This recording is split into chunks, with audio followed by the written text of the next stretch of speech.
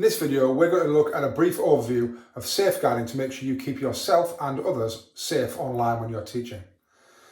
Now, if you're a teacher or working as part of an organisation, you should have and you should be familiar with your own school's safeguarding policy and also the National Keeping Children Safe in Education Act and updates that come out kind of every year.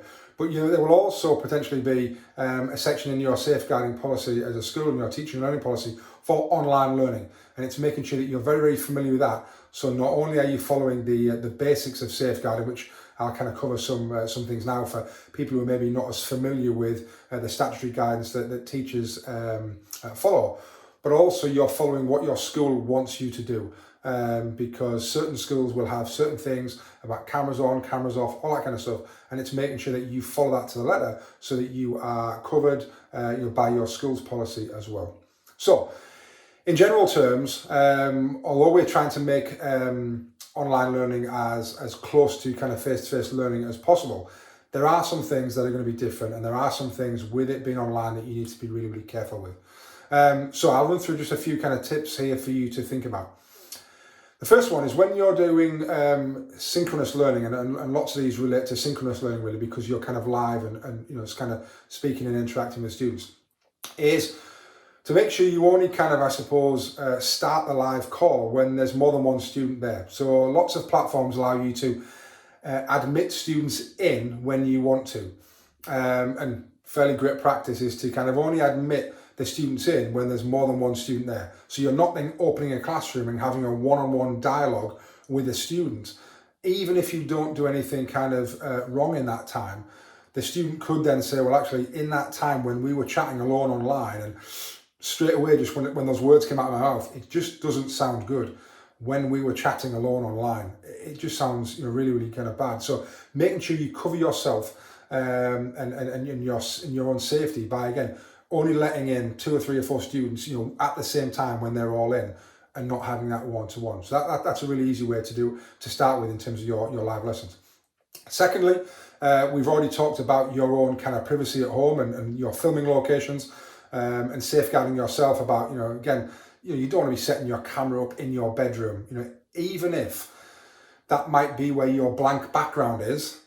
Again, it just doesn't sound great or doesn't look great if actually, I was speaking to Sir in his bedroom. Again, those words just sound really, really awful. And if you'd heard a safeguarding case and those words came out of someone's mouth, you would just think, why is someone doing that? Why are they putting themselves in a position that could be seen as being very, very, very vulnerable? So again, thinking about your locations, thinking about what you're wearing as a male or a female teacher. What are you wearing? You're not sat there in your pajamas or a low, really low cut top or something that would be, suggestive or revealing or just inappropriate. It's about how we dress professionally for the for the call. Again, whether that is a live call or whether it's a recorded call. So things like that, making sure we're really, really safe about our appearance and our environment. And then also how we use the different functions within the call. So things like the chat rooms and the online chat, and making sure that any kind of chat that's happening in your lessons is happening within the parameters of your online school program. So you're not taking that chat one-to-one outside of the platform into Facebook or Twitter or Instagram or WhatsApp or anything like that, where it could be, again, construed as a personal conversation. Everything happens within the parameters of your safe online space, whether that's Teams, whether that's Google Meet, whatever that may be. And also making sure, again, just like you would in a normal kind of professional classroom setting, you have professional conversations about the learning. Keep it simple. Keep it about that. Don't start delving into anything else about weekends or evenings or other kind of personal stuff.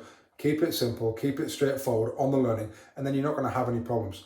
So ultimately, thinking about all those things, will keep you safe. And then lastly, and there's another video I'm going to do on this, but understanding how you can use the controls within your platform that you're using, whether it's Zoom, Google Meet, whether it's Microsoft Teams, whatever it is, understanding how you can mute people, turn mics on, turn mics off, eject someone, end the call, all that kind of stuff, because it might not be something you do, it might be something someone else does. So somebody else might come onto your call dressed inappropriately. And again, it's how you can then remove that person very quickly so it doesn't then cause an offence to everyone else in the call. Because the last thing you want is you start your online learning, one of your students does something inappropriate and affects everybody else. Because again, that's going to come back on you at some point, because ultimately you are responsible and you're in control of everything. So make sure you know what your controls are, and just follow your general safeguarding advice that you would normally do in a classroom. But understand and read those guidance documents, because you will have, as an organisation,